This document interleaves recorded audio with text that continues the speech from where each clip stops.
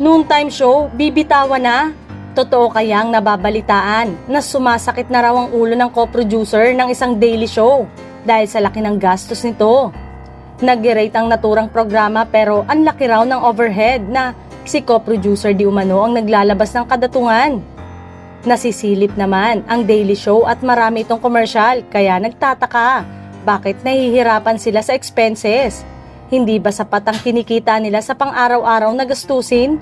Totoo bang mas mura ang rate nila kaya maraming naglalagay ng commercials?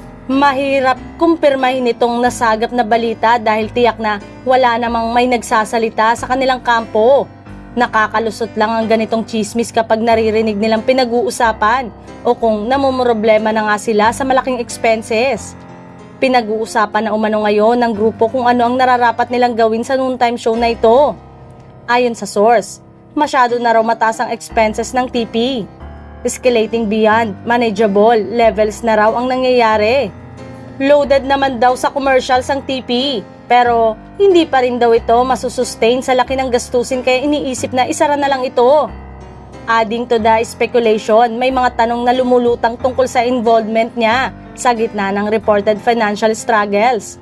Ang laki na rin daw ng pagkakautang ngayon at kahit magbawas ng TF sa mga host ay malabong makabawi pa.